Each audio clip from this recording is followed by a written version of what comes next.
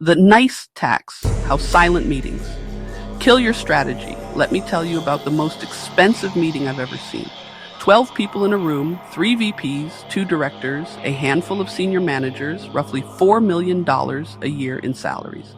Over 200 years of experience, they walked out of that room with a decision that eventually cost the company $47 million and 200 jobs. And the worst part, the failure didn't come from a bad idea. It came from a silent room. The meeting, nobody stopped. I was in the back of that room just observing. One senior VP pitched a strategy that contradicted everything the market research showed. Not a gray area, not a maybe this will work. The data was clear. This was a bad bet. And you could see it on people's faces. The micro expressions, the little shifts in their chairs, the sideways glances when the CEO wasn't looking. They knew, all of them. But when the CEO asked any concerns, silence. Not a single person opened their mouth. 6 months later, the strategy failed. 47 million gone, 200 people laid off, and everyone acted surprised. The nice tax. One of the VPs called me afterwards. I asked him, why didn't anybody say anything? You're not stupid. You saw it. He said something that still bothers me. I knew it would fail. We all did. But nobody wanted to be the one to say it. That sentence is the most expensive line in most organizations.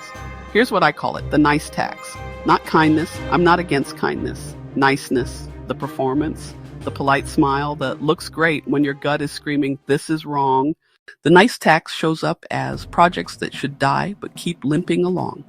Bad hires everyone works around but nobody addresses. Strategies that obviously won't work still moving forward because they're too far along.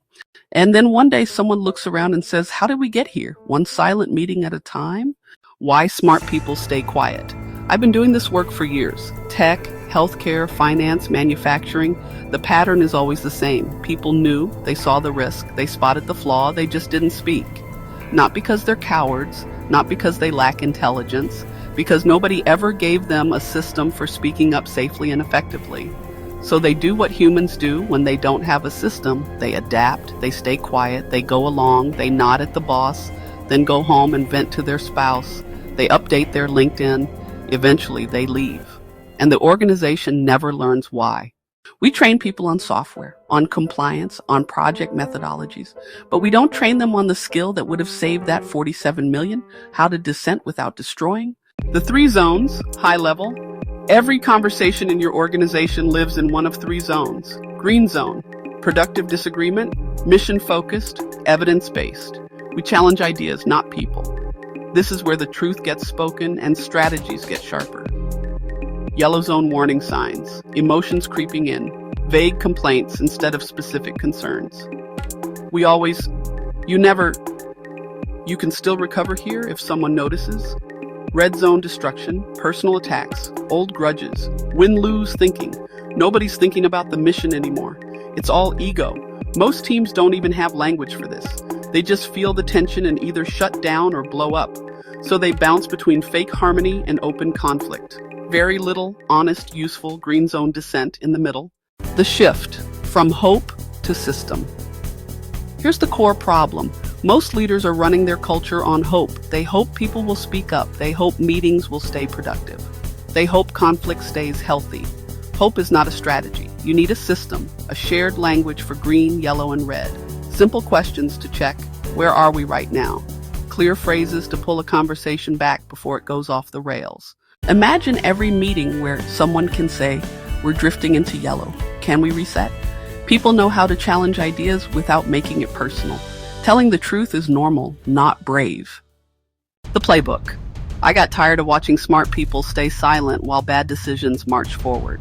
So I built a simple system for teams to use. It's called the Green Zone Dissent Model.